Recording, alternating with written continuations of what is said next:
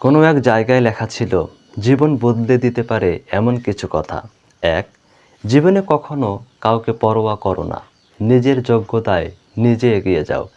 এগিয়ে যাওয়ার জন্য কখনো কারো প্রত্যাশা করো না, তোমার হয়ে কেউ তোমাকে এগিয়ে দিবে না। মনে রাখবে, তোমাকেই তোমার এগিয়ে যাওয়ার একমাত্র সাথী মনে করতে হবে। দুই, কখনো অন্য কারো যোগ্য হতে যেও না, নিজেকে নিজের যোগ্য হিসেবে গড়ে তোলো।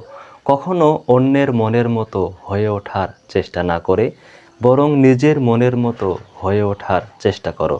দেখবে একদিন না একদিন তুমি তোমার আমিটাকে নিয়ে সন্তুষ্টি অনুভব করছো। তিন, অন্যের পিছনে সময় ব্যয় করার থেকে নিজের পিছনে নিজে সময় ব্যয় করো। মনে রাখবে, নিজেকে নিজে যতটা সময় দেবে ততটা সময় জীবনে তোমাকে অন্য কেউ আর দেবে না।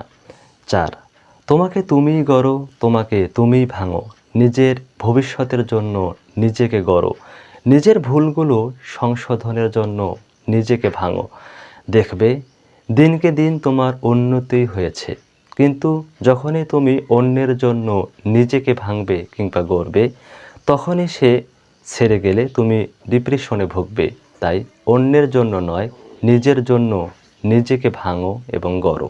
পাঁচ, নিজেকে মূল্য দাও। দেখবে 10 জন তোমাকে মূল্য দিচ্ছে। তুমি যদি তোমাকে মূল্যায়ন না করো, তবে এই পৃথিবীর কেউ তোমাকে মূল্যায়ন করবে না। 6, জীবনে দুইটি জিনিস খুবই প্রয়োজন। এক হলো টাকা, আরেক হলো দেখতে সুন্দর হওয়া।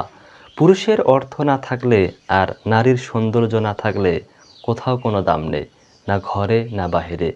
যে পুরুষ আয় করতে পারে না, ঘরে বসে বসে খায়, সে পুরুষের কোনো মূল্য নেই। বাহিরে মূল্য পাওয়া তো অনেক দূরের কথা। 7, একটা কথা মনে রাখা ভীষণভাবে জরুরি। জীবনের কঠিন সময়গুলো তোমাকে একাই কাটাতে হবে। তাই বিপদ থেকে উদ্ধার হতে গেলে সঙ্গ কিংবা সাহায্য পাওয়ার আশা ছেড়ে দাও। তোমার হয়ে তোমার লড়াইটা কেউ লড়বে না। তোমার লড়াইটা তোমাকে একাই লড়তে হবে। তোমার হয়ে তোমার দৌড়টা কেউ দৌড়াবে না। তোমার দৌড়টা তোমাকে একাই দৌড়াতে হবে। মনে রাখবে, দিন শেষে কেউ কারো নয়, না তুমি কারো, না কেউ তোমার। সম্মানিত ব্যক্তিবর্গ, এই কথাগুলি শুনে মনে হচ্ছে অনেক জ্ঞানগর্ভ কথা, কিন্তু আসলে এই কথাগুলো হচ্ছে স্বার্থপর মানুষের কথা, যারা শুধুমাত্র নিজের স্বার্থ দেখে। এইভাবে কখনো সমাজে ভালোবাসা বা শান্তি প্রতিষ্ঠিত করা যায় না। শুধুমাত্র নিজের উন্নতি করা সম্ভব। ইসলাম বলে, তোমরা নিজে বাঁচো, অপরকে বাঁচাও।